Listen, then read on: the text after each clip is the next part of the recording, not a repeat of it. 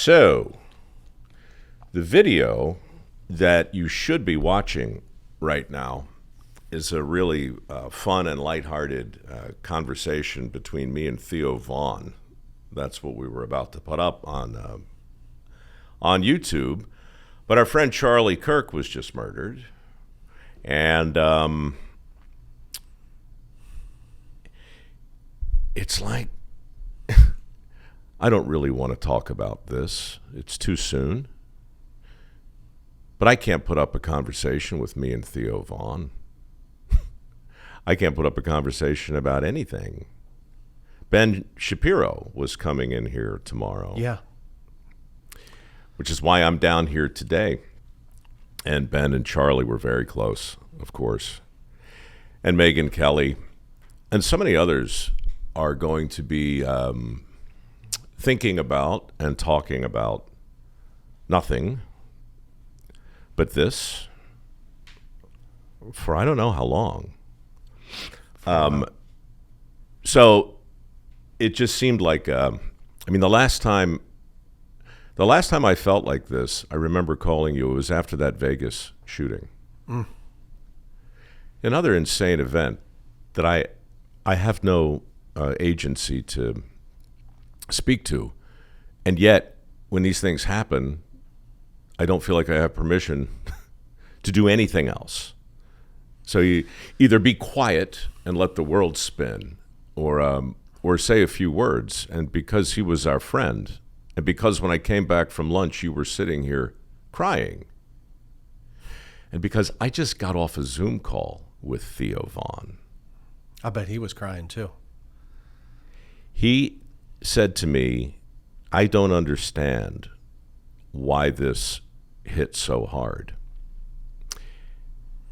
And his business partner, a guy named Ezra, he said, I got a room full of young people behind me here, and they're just, they don't know what to think or what to say. They're just walking around looking at their shoes. They're stunned. And yeah, stunned. It is stunning, and I know why people are so upset. Because he was such a strong voice for his side. He spoke eloquently, and I've never seen anybody argue more kindly than he did.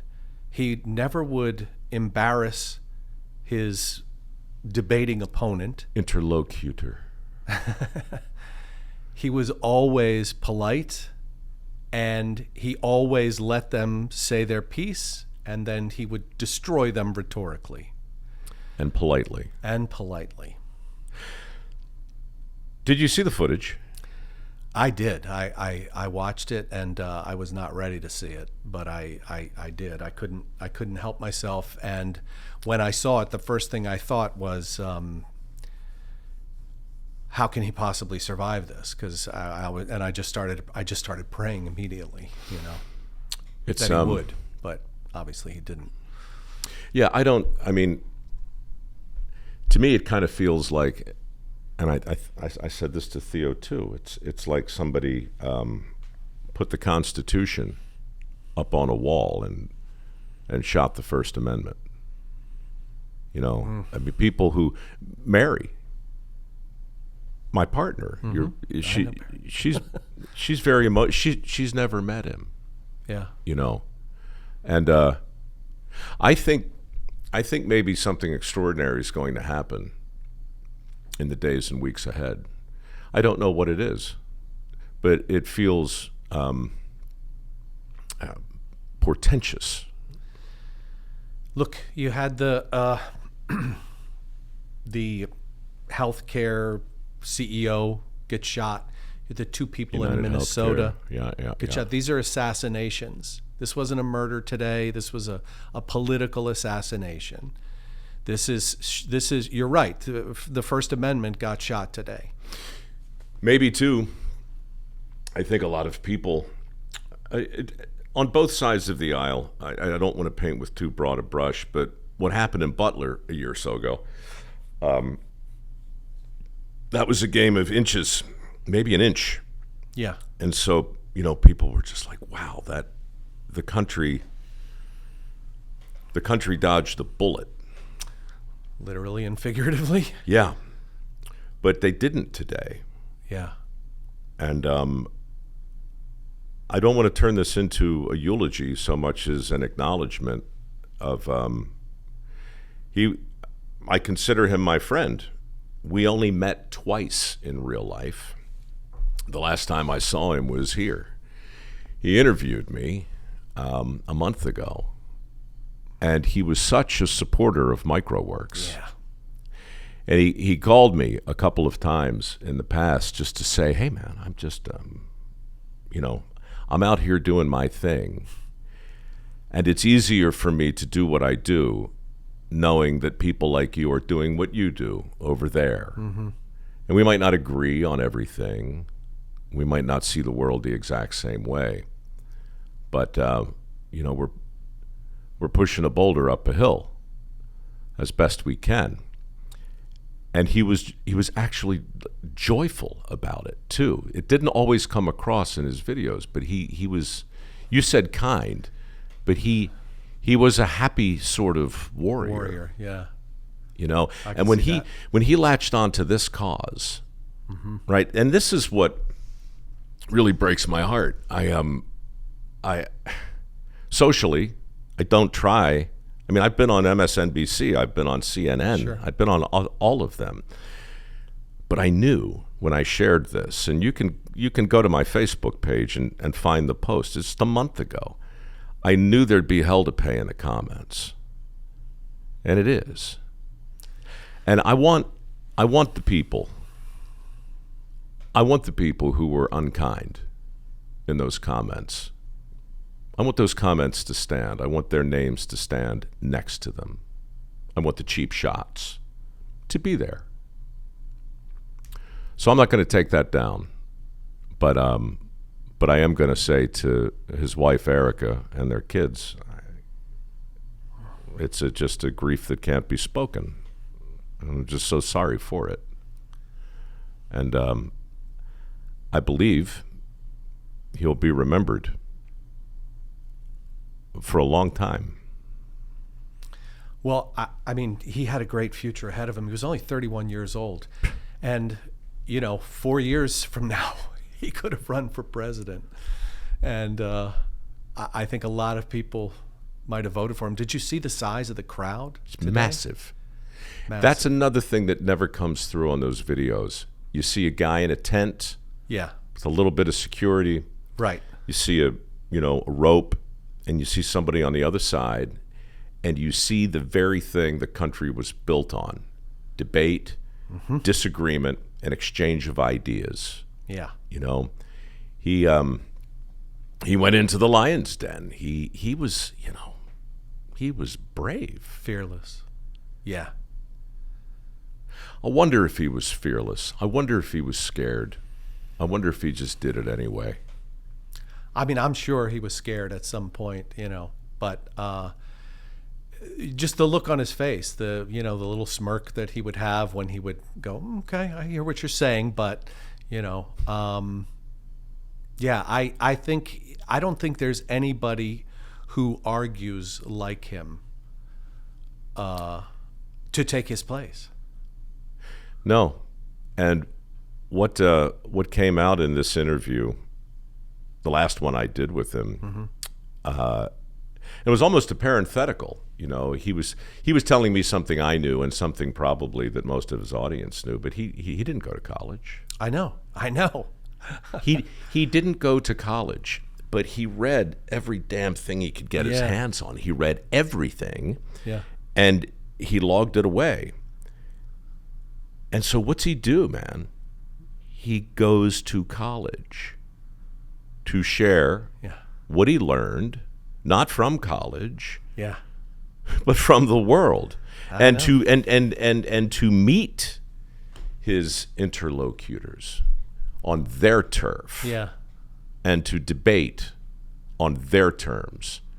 And when you look at that audience today, I don't know how many in the audience are with him or against him, but it's a big audience, and most of them are there. The vast majority are there to listen and maybe have their minds changed or maybe have their ideas challenged. Or even if you're not sure where you fall, just to hear people coming from it at totally opposite directions, it's a good thing. It's a healthy thing. It's what the country is based on. It's the essential thing. Essential, indeed. It's the essential thing. I may not agree with you, but I'll right. risk my life Yeah. to defend your right to say whatever the thing is. Yeah. That's what he was. That's who said that? It was Voltaire. Was it? I think so. I'll take your word for it. Yeah, so sorry, it's not the most uplifting episode of The Way I Heard It. But it's the only thing I could possibly do, is to add my condolences to the pile of the shattered. See what tomorrow brings. Well, you don't have any predictions on what is going to happen next, do you? You just think something's going to happen. Look, I was 6 in 1968. I remember when King was killed. I remember the look on my parents' face watching a black and white TV and the way they just shook their heads. I didn't know what it meant. I didn't know who he was. Right. But I knew that something had changed. Yeah. I didn't know what. And you would think I'd be, you think I'd have a better answer, 56 years later. It's tough to say. I mean, just with all of the things that have happened recently, it feels like 1968. I mean, I was 5 in 1968. But I remember, too, RFK, his train heading to his final resting place in D.C., I believe, is where he is, right? I think he's buried in Arlington, maybe? Or Probably. I don't know. But I was just, I was 5, and my sister and I were sitting on the floor, and she was weeping, and I didn't understand why. I just saw the train, but I know, looking back at that time, all of the things that happened, all of the, just so many people assassinated that year. And it's never a good idea. That's never a good argument. You know what, man? No, it's never a good argument, but we say a lot, history is a wheel, and it spins, and there's a real temptation, I think, to take the feeling we have right now. And look, Charlie Kirk was not RFK or JFK or Martin Luther King, but he might have been. Yeah. And there, whatever it is, something bigger than him died today. And what that's going to mean, I truly don't know, but I can see just in the anecdotal conversations I've had in the hour or so since this happened, it doesn't fit neatly onto a shelf, No. It doesn't. So I don't really know. I know a lot of people are feeling scared, and I think too, this business in Charlotte. It's another video that's really hard to watch, and it makes us feel like something is untethered. That's the feeling. Yeah. Something ain't is right. Right. And that's going to have to be corrected, addressed. And I wish I had a better answer. I don't know. The only thing remotely optimistic is that I know that we're tempted to see the headlines of our day as new and as special and as unexampled. nobody's lived in a time like this. The country's never been this divided. These feelings surely must be new because we're special and this is our time. But to your point, 1968, Yeah. 1865, Yeah. and so it goes. People will argue whether he was a great man, and a lot of people who disagreed with him will keep their counsel. But one thing's for sure, he loved this foundation, and he was my friend, and I'll miss him. I didn't even know him. I just knew of him, and I'd seen his work, and I could appreciate the talent that he had. And I know how he got it, honestly, by just reading and studying.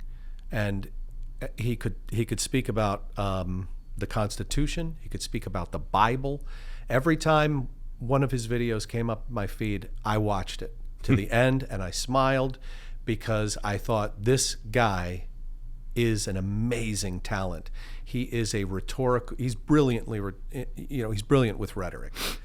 You know, the thing he says somewhere on this video, Mike Rowe, I agree with you so much I can't stand it. And all I said was, with respect to that point, I said, my liberal arts education has served me well.